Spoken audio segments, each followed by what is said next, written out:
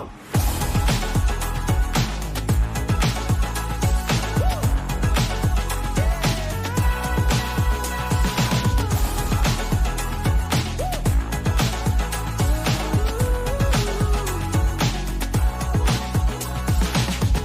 You ain't gotta ask me.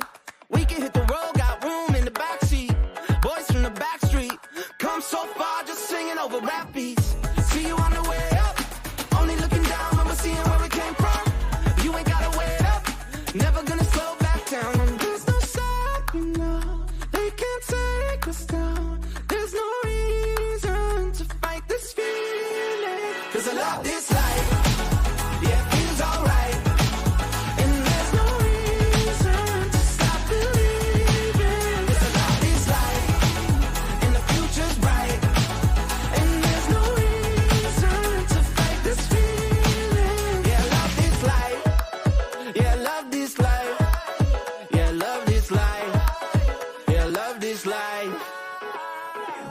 I won't wait around for the curtain fall. Life is not a race, it's all one big show. I can see it now that the truth is told. Feels like letting go, 'cause I love this life. Yeah, it feels alright. And there's no reason to stop believing, 'cause I love this life, and the future's bright. And there's no reason to fight this feeling. Yeah, I love this life. Yeah, I love this life. Yeah, I love this life. Yeah, I love this life.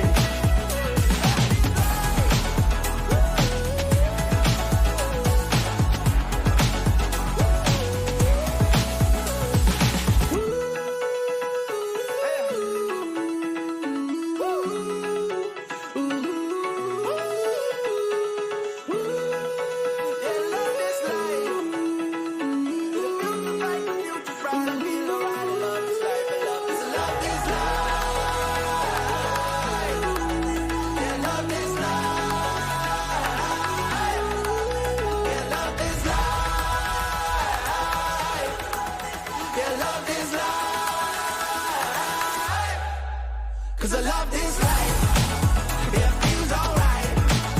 And there's no reason to fight this feeling, 'cause I love this life, yeah, it feels alright. And the future's bright, yeah, it feels alright.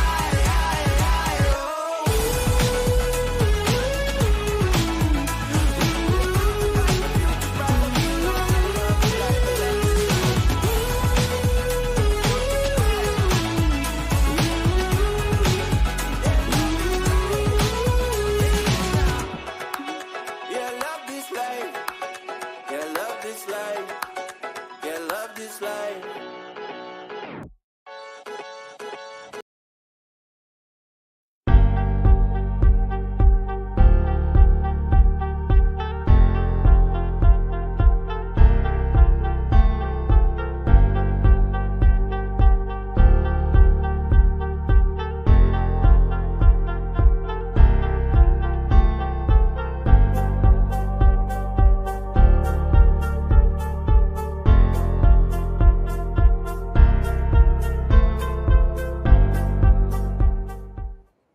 What's going on, everyone? We are back for another live. Apologize, my fancy camera setup is not working today, which I'm sure everyone has had that happen. But we are back for another live Q&A on how to scale your video business. I got one of our head coaches here, Ethan, with his fancy Andy Warhol painting behind him. And we're ready to answer some questions for you guys on whatever you have around scaling your video business, questions around pricing, packages, sales, how to close more deals, how to get more leads, how to whatever you need, like how to get more calls, how to go through those calls. I mean, we've coached over 500 video business owners to date. So if you have a problem, we have probably encountered it before. So if you see me looking over here, I got Instagram over here to my left. And then over here, I'm on Facebook, LinkedIn, and YouTube. So if you guys have any questions, please let us know, and we are happy to answer them. We'll start by just ranting on some stuff. But to begin with, guys, why don't you drop a comment down below on where you're calling in from? We only have about 20 minutes here, so we're going to try to answer as many questions as we can. But But one of the things I wanted to talk about was I know we talk a lot about mindset, but Ethan, is there any sort of like limiting beliefs or things that you see within people coming to you and getting help with you when they're getting coached through scaling their video business or getting more clients or whatever it may be? Yeah, no, I think biggest thing is just, I think we talked about it too before, is, charging more is Yep. just, having the belief that you can charge 5, 10, $15,000 for, whether it be a month's worth of work, couple months worth of work, because we Yep. preach the retainer model, and just taking a look at, not like the time that you put into the work, but what is the customer going to see as a result of the work? Right. Yeah. It's all about results at the end of the day. Like if you're not creating content that gets your clients results, A, get help figuring that out. And that's something, one of the things we help our clients with, but it's figuring out like, how can I actually get my clients results with the content? And results can be like more views. It can be more engagement. It can be more leads. It can be more calls. It can be content that you give them to give their customers to educate them more, right? It can Yep. be a lot of things at the end of the day, but it really just comes down to like, how can I help my customers or clients get a result? Because at the end of the day, they're paying for results. They're not paying for, just fancy video, and Yeah. that's really what it comes down to. I think a lot of people get stuck in that mindset, and Mhm. I have myself as well, but it's like, let's create fancy video. It looks awesome, it's fun, but is it actually converting? And a lot of times it's not always converting, and that's what catches a lot of people, and they kind of get stuck because they're like, I want to create content that looks nice, but I don't necessarily know how to do stuff that's going to convert, right? And that's kind of that key thing there.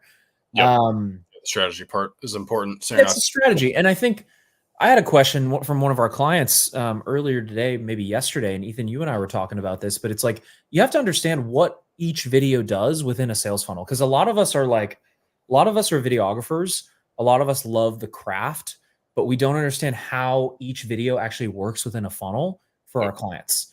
And so, like, to break that down for you for a second, like you have like brand videos, testimonial content. That's going to be stuff that lives on your clients' like website, Facebook page. It lives on a landing page. It lives somewhere there. That's more what we call like middle of funnel assets, not top of funnel assets. Top of funnel assets are going to be stuff like, things that actually drive traffic. Whereas middle of funnel assets are going to be like brand videos and testimonial content. Testimonial content's great for social proof. If you have somebody who's considering working with the company, then they'd watch a testimonial. Brand video is good for building trust, getting to know the company, getting to know who they are, right? And then you have traffic driver stuff, which is going to be more like social media content reels, short 60-second reels that you're creating for your clients on a monthly basis. You're going to have content like maybe photos, videos, like some sort of short form stuff that's going to drive traffic. That would drive traffic to their Instagram. Then they would go to the link in their bio, and then they would then go to their website where the brand video and the testimonial content are going to live. And then on the other side of that, you have content that's going to help train employees. So like educational content, internal training content like that is going to help train employees. It may not be traffic driving content. So I think it kind of just comes down to like really understanding, how does each piece of content fit into a funnel, and how does it actually help your clients get some sort of result? And once you can understand that, you can make content that actually drives results. And hey, okay, this person, what's the problem they're suffering from? Well, maybe it's, I don't have enough leads, I don't have enough clients. Okay, cool. Then we need to do more social content to drive more traffic. And it just kind of comes back to that like theory of constraints, where like even in your own business, you have to figure out, what is the main bottleneck of my business and how can I fix it? And so if you're a video business owner and you're like, I can't grow, maybe I need to make better work. It's usually not that you need to make better work. It's usually that you just need to understand how to get more leads. Because if you had, 50 leads a month coming in, what would that translate into clients? Probably a decent amount of clients. So then that would solve a lot of your issues. But if you're in a place where like clients are not happy with you and they don't like your product or service, then the natural thing that you'd want to fix there is make the product or service better. And so you just got to figure out what that constraint is. It's just like a pipe. And that's what we do with our clients. We help them figure that out, but it's a pipeline, and you have like different stages, and the water gets stuck at a certain stage, and you just got to figure out what you need to do to alleviate that strain so you can actually grow your business. Because the business will only grow to the constraint. Just like water will only flow in a pipe until it hits a blockage. It's the same thing here, right? We got some questions coming in. Ask some more questions, guys. Any comments, questions you have. We're going to pull those up here in like 2-3 minutes and then go over those with you.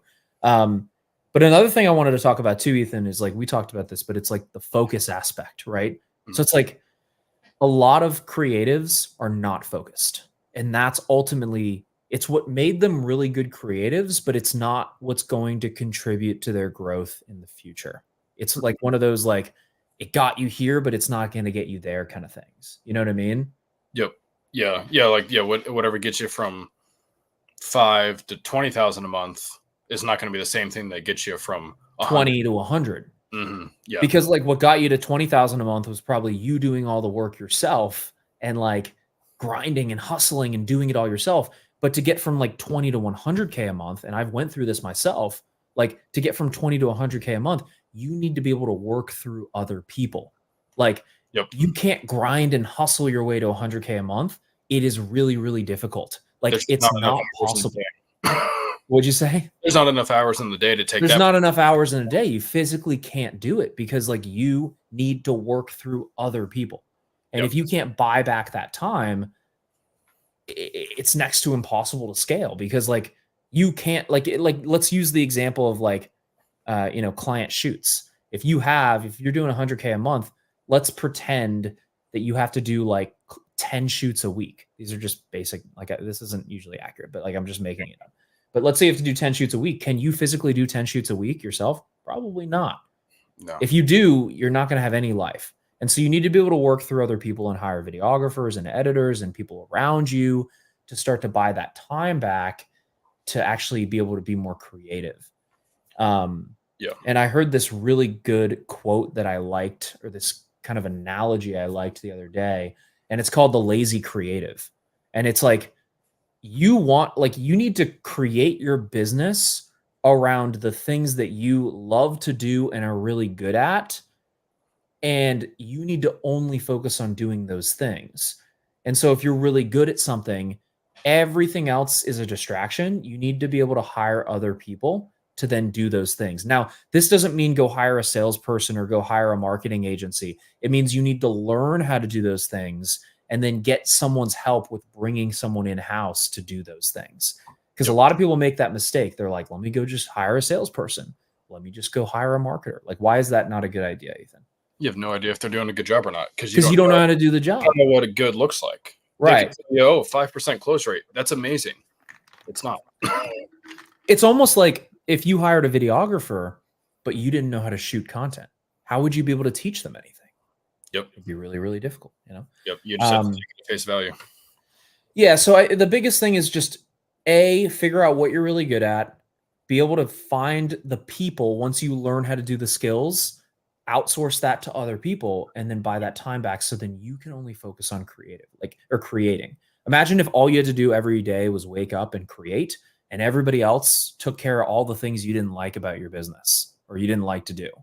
And that's what like going from 0 to 20K, from like 20 to 100, 100 to 200, 300, 400 is you need to be able to work through other people to do that stuff for you.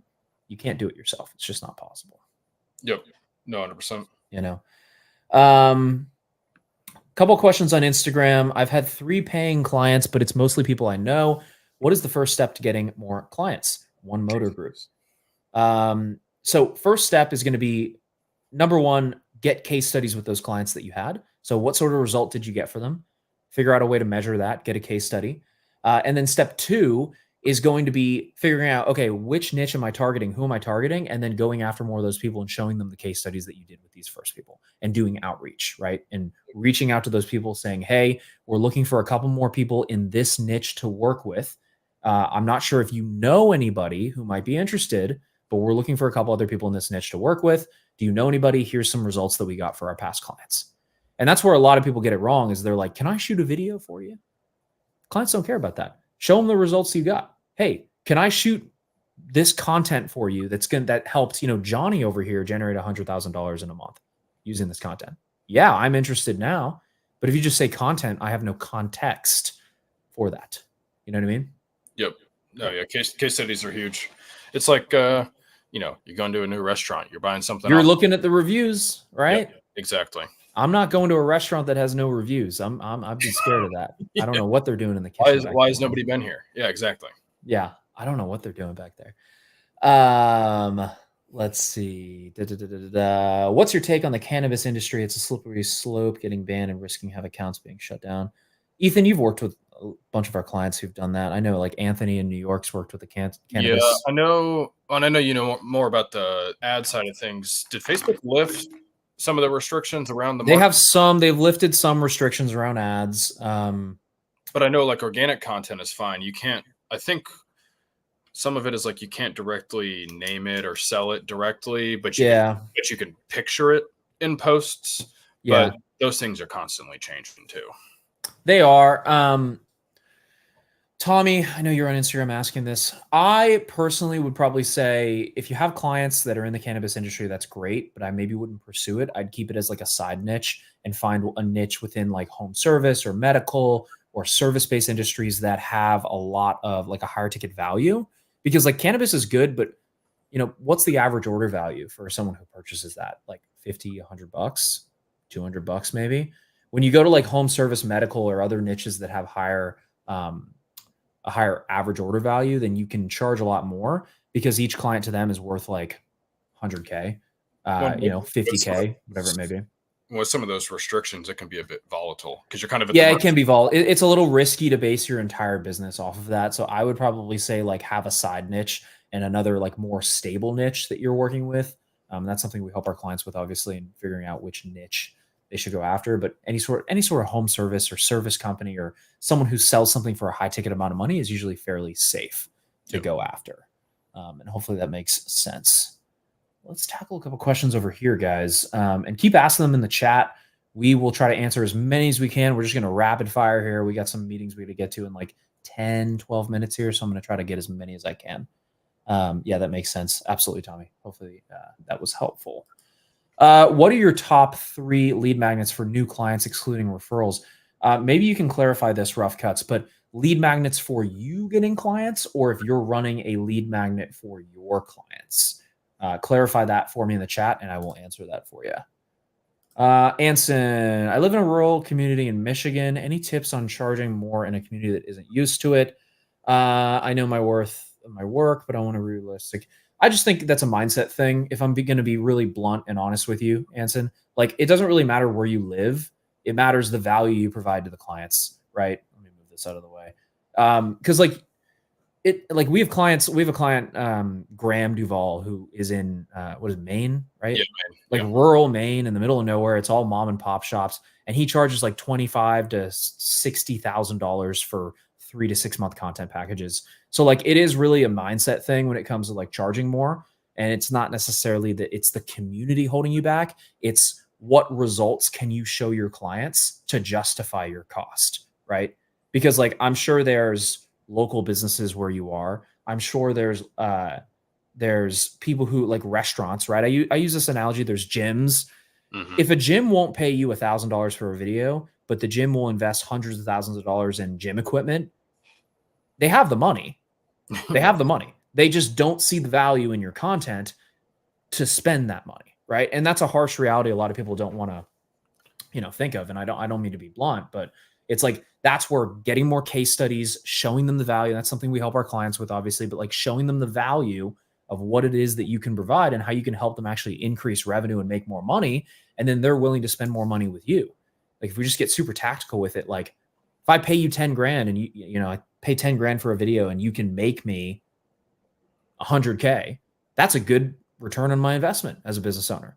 Yeah. But if I'm going to pay, $2,000 or $3,000, but there's not really any sort of like clear result or like outcome that I'm going to get from the content, or I don't really see that path, I'm not confident in it, then I'm going to be hesitant to spend that $2,000 or $3,000 because I don't see the value. Right. And also, not to nitpick, I'm a blunt person and this is just how I coach. So hopefully you don't take this the wrong way, but knowing your worth doesn't mean anything. You can know the worth of your work, but if you don't have results and proof to back up that your work or your content generates monetary results for your clients in one way, shape, or form, then it is not worth that. right? And like, I don't mean to be blunt, but that's just the truth at the end of the day. Like, if you can't actually show someone how you're going to help them make more money, it doesn't have to be like, perfectly outlined. But if you could say, hey, if we created more content and that got you more leads and that got you more calls and that got you more clients, how much is one client worth to you? What would that be worth to you specifically? Like, how much would that make you? If we got you a couple of those a month, would you be happy with paying for this service? Yes, I would. Okay, great. So like, it's really dialing that in. Whether you're going after a business in rural Michigan or going after a business in New York, this is not like as much of a market dependent pricing strategy as like real estate photography or real estate videography. It's more around the actual results you can provide for your clients. It doesn't matter where they're located. So hopefully that makes sense, Anson. Let me drop me a comment in the chat here and let me know if that does make sense. I'm happy to elaborate on that. I think part of it boils down to sales too. It's sales. And sales is the only way of saying sales is like, how can I build a gap of where they are to where they want to be and show them how my product or service fills that gap and solves that gap, right? It's also how you position yourself in the process too. Are you an order taker? Hey, are you a waiter or are you somebody who's a doctor? Or do you want to buy a solution? Yeah. How can I, because if they don't see you at the same level as they do, and they're not seeing you at least the same level or higher than them, they're not going to buy from you. Yep. When do you pay someone a lot of money? Like, if you think back, have you ever paid anybody a lot of money who you see as beneath you? No. Right? Doctors are above you. You trust their opinion, you listen to their opinion, and you do what they say. But if you, as the videographer, are just somebody, oh, what kind of video can I make you? It's not good enough. It's just not going to give them the confidence that you can actually get them results, right? Hopefully that makes sense. Mark, what is the best way to measure out a client's KPI for videos we've done for them? Just looking to add results we've gotten to our funnel page outside of just more views and follows. That's a great question. So what kind of video? That would be my first question. Like, if it is like social content videos, like reels and stuff like that, then measure how many leads you got them. So like in social reels, you can have a comment feature. Like if you do like a CTA post for someone, hey, comment the word X down below and we'll send you something. You can use something like ManyChat, and this is something we go through with our clients. You can use something like ManyChat to track how many leads they got from that exact post. And then you can say, hey, we generated this client 20 million views and 50,000 leads from this piece of content that we created for them. So that's the way to do like top of funnel stuff. And then when it comes down to like brand videos and testimonial videos, that's when it comes down to like, how did it increase trust? How did it increase your closing rate? How did it increase your, people who come in who trust you more? And you can start to gauge that as far as like KPIs. So Mark, hopefully that makes sense. Let me know if you have any questions on that. But it just depends on the type of video and how you're implementing it. But you want to track like views, followers. Those are going to be like top line metrics that are like, they're good to have. But then the next best thing is going to be like leads and calls. And then the next best thing is going to be like, how much money or revenue did they generate? And a lot of times you can just ask them and say like, how much money did this make you? Or how much money do you think this made you? Right. And a lot of people will be like, oh, I think it made us this much money. Ethan, you had that guy who did the video for the chiropractor who was like, this made me $1 million. Did he like have the data to track that, or he just asked him how much he thought it made him? I don't even think he asked him. I think the chiropractor came back and told him without even right. Most of the business owners have that tracking in place, right? Like most of these guys have that tracking in place. You should be tracking all those metrics and numbers. Yeah, as a business owner. So then just ask them, and then when you ask them, have them say that on a case study, like on either Riverside, or go in and record like a podcast setup and do a case study with them, and just interview them, right? Yep. Can you provide more details on case studies that drive results? Yeah. So we have, I think there's a video on my YouTube here on like exactly what questions we ask as far as like what to say in the case study. You can definitely check that out. But outside of that, we just want to highlight like, hey, I'm here with Ethan and we created content or used our content system that helped him generate insert result here. And then you want to outline what that result actually is, right? And then you're just going to ask them questions. There's questions in that video. You can go look at that and download that if you want to check that out. Dude, I'm like rapid fire here. We're going. Rough Cuts, you said for me getting clients. So what kind of lead magnets are the best? So you want to figure out A, what is the problem that you solve? And then B, how can you create some sort of lead magnet that solves that first problem for the client and then give that away for free to get them interested, right? So maybe you have a client, maybe if your clients struggle with like what type of concepts to put together in videos, a lead magnet for them could be like the top 10 concepts for medical companies on what types of videos to create. You run that as some sort of lead magnet, you get the name and phone number, you call that person after that. But it's all going to be dependent on your offer and the problems that you solve for the offer. And so like the top 3 lead magnets are just going to depend on the top 3 biggest problems that your clients have and how you solve that. And then you want to solve that problem with that first lead magnet and then loop them in so they're interested to then book a call to get the rest of their problem solved, which would be then buying your media services. So hopefully that makes sense. Let's see. Whew, I need a drink of water here, man. Coffee. Yeah, you still got that mug from when we took the team trip back in December to Utah. Correct. My dishwasher cracked it though. I think I have the same. Didn't I buy the same mug as you? Maybe. I think so. It's a good mug. I think I have it.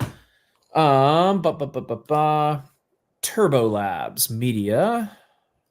Great way to build portfolio. Starting off, you show Ethan. You want to take this one? See, great rest. Portfolio. If you're starting off, and you show example. Approach on problem solving to generate initial clients. So, I mean, great way to build a portfolio if you're just starting off. I'm going to say offer a free piece of work in exchange for getting a case study, because that free piece of work and those case studies, I mean, those are 2 objections you might get in a sales call. You know, what does your work look like? Who have you worked with? What kind of results did you get with them as well? So those are 3 things you can knock off the list right there, just off of, I'd probably do it for 2, maybe 3 clients for free. And then a lot of times people will come back asking, you know, hey, you can upsell those free clients to your paid packages. One of our clients, Esteban, generated like $93,000 doing just that, doing a free video and then upselling. Plus you get the case study, which are worth their weight in gold. If you can say, here's 3 people I've worked with that I've generated some sort of result for, easy to close the next clients who come to you. You know? Well, once they've gotten results off the free work, they're not going to want that to stop either. Yep. Like, oh, you got a little taste of it. I want to keep doing this. Like, you know, couple booked appointments. Well, what happens if we do this for 6 months in a row? Right. Yeah. I mean, think about like if you go to you go to a trainer at the gym and you start working out and you start seeing that little, like you see your body start to change, you get more muscular, you start to see the hints of, what you could start looking like. You're not going to want to stop doing that. Right. So like if we can actually get our clients results and you guys are good at what you do, which a lot of you guys are really good at what you do, then you can hook them on and then they're not going to want to stop paying you. The only time this doesn't work is if you don't actually provide a good service to your clients. They're not going to want to continue doing that. You know what I mean? Yep. And everything should be based around problem solving 100%. Like we are in business to solve problems. We are not here to build artsy production companies, right? That's one thing. And there's nothing wrong with that, but that's not what we exist to do. We're here to solve problems for our clients through content at the end of the day. And so if you're not doing that, then like, what are we doing? Right. That's great. Thanks guys. Absolutely, man. You got it. Let's see. We got like 2 minutes here, guys. If there's any other questions, ask them now or forever hold your peace. I'm looking at Instagram as well. If you guys have anything, drop it down in the comments section below and we are happy to answer that. But we got like 1-2 minutes here and then we got to jump. So we have, how many clients do we have in the program right now, Ethan? Like 300 active right now? Active? Yeah. Like if I go into Slack here, let me see. Slack, we have. I see Levi over here on Instagram. What's up, Levi? He's one of our clients. He was just on my coaching call. Just like Gaines is here. Just closed his first deal. Freaking love it. Who else do we have in the chat? If you're a client of ours, guys, pop in the chat on Instagram and just raise your hand. Kyle's here. Everybody's here. If you are a videographer, you probably have someone who is in our program. Been around for a couple of years here. What's up? We got Levi. Go ahead, Ethan. Sorry. I was gonna say I was talking to Cameron this morning, and he was watching our VSL and ad examples, and he knows his business partner knows Scott. That's funny. Well, dude, everyone we've ever enrolled, like the past past like year at least, they're like, I know so-and-so, I know this person, I know them. Well, he didn't even know awesome. I love building a community and like having these people in here. But yeah, if you're a client of ours, raise your hand in the chat or just say what's up and just pop in here. We love seeing you guys. But yeah, I think we have like 300 people. I see Brandon on here. Man, we got lots of people on here. I love it. Yo, what's up, Kyle? What's good? Cool. Any other questions, guys? We love doing these Q&As. We love answering your questions and making sure we can take care of you guys and get any questions. How much is your program? We have a couple different options. One Motor Group. If you want, go to I think you're on Instagram. Just go to the link in our bio, or shoot us a DM, and someone from my team can reach out to you and set up a call. We can go from there. Sweet. Anything else, guys? Ethan, anything on your end? No. Mindset stuff is huge. It's the lens in which you view everything through. I love that. It's the lens in which you view everything through. Let's end on that, man. I couldn't have said it better myself. Awesome, guys. Well, we love doing these. We love seeing you guys. Hope everyone crushes the rest of their week. And if you want to learn more about what we do over here at Master Filmmaker, you can schedule a call either below this video on YouTube, or if you're on Instagram, you can DM us or go to the link in our bio and schedule a call there. So we love seeing you guys. Hope everyone crushes the rest of their day, and we'll see you guys on Thursday. See ya. Sweet. Peace.